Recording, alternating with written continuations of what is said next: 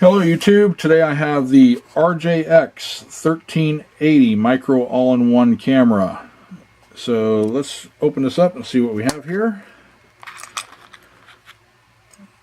It comes in a nice little case. Set that aside.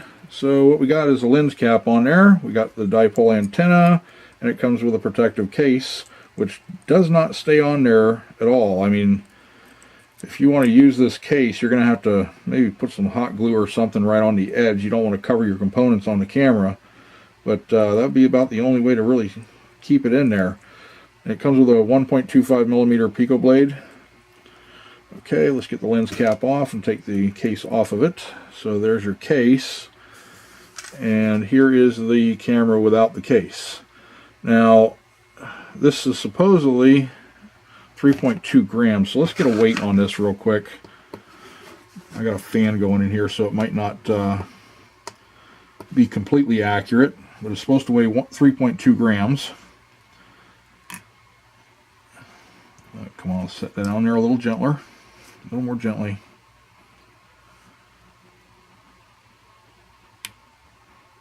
It's saying 3.4, with the case 4.4 grams. So that's not too bad. I know you probably couldn't see that, but like I said, I got a fan going in here, so it's not completely accurate. But anyway, on the back of this, you have several lights. You have the top row of lights is for your band selection. There's 6 lights. It's 48 channels. You got 8 lights across below those for each one of your frequencies. You have 2 buttons on the top. Your front button is for switching NTSC and PAL, and that's by holding the button down, and if you just tap the button, it inverts the picture. Your back button is for selecting your band and your frequency. Tapping selects your frequency from the bottom lights, and holding it down selects the band from the top lights, the top 6 lights. So you press and hold, select your band, then tap to select through your frequencies. On the front, it's tap to invert the picture, and press and hold to switch from NTSC and PAL. And it has a dipole antenna. Now, this did not come with any kind of spec sheet or instruction manual, but I kind of figured it out on my own on the buttons here. It's common with some of them. Some of them are very similar to this, different brands. But yeah, so 5.8 gigahertz, 25 milliwatt, 48 channel, 800 TV lines. Weighs only 3.2 grams.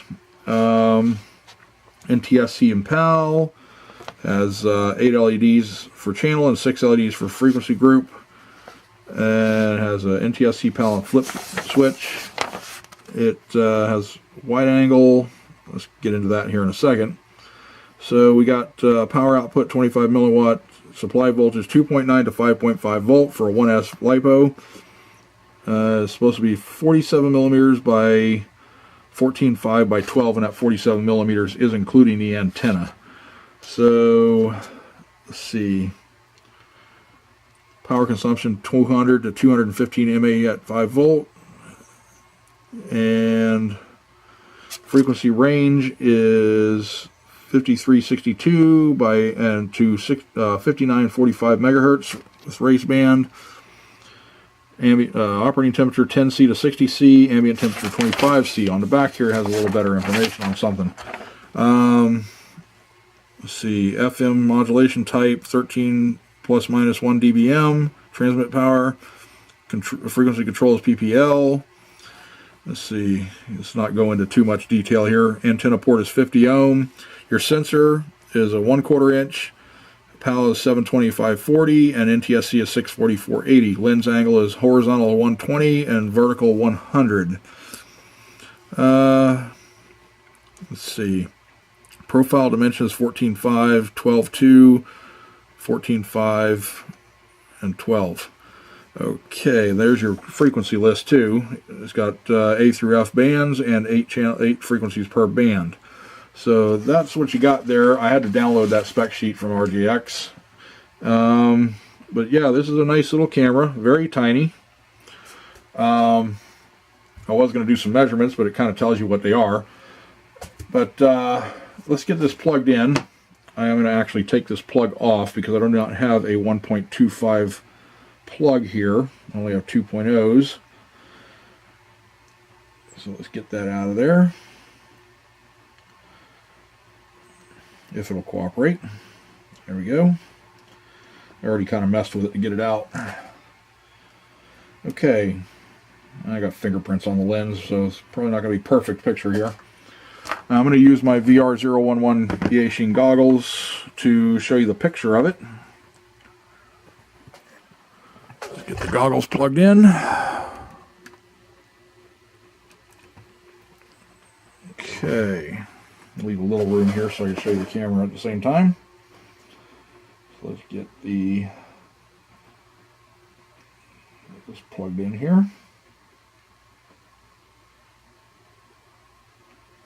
We have picture. Okay, so there we have picture, and it shows us on 5866 right now. But let's go ahead and scan through that just to see, make sure that's what it's on. And this camera does hold its memory from the last time the last frequency you had it on, so that's a good thing. You don't have to constantly switch back to your channel.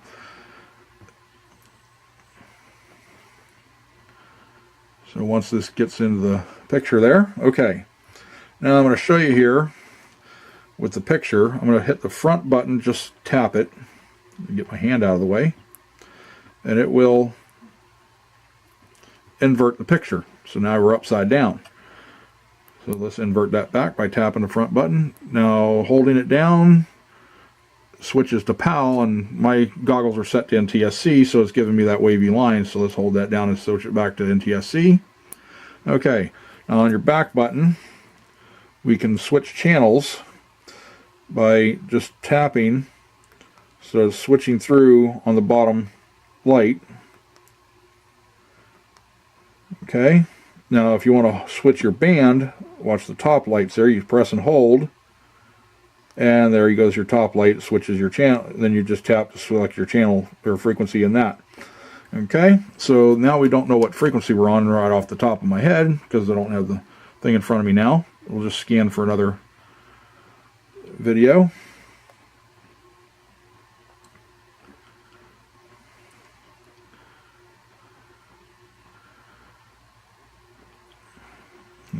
Where is it?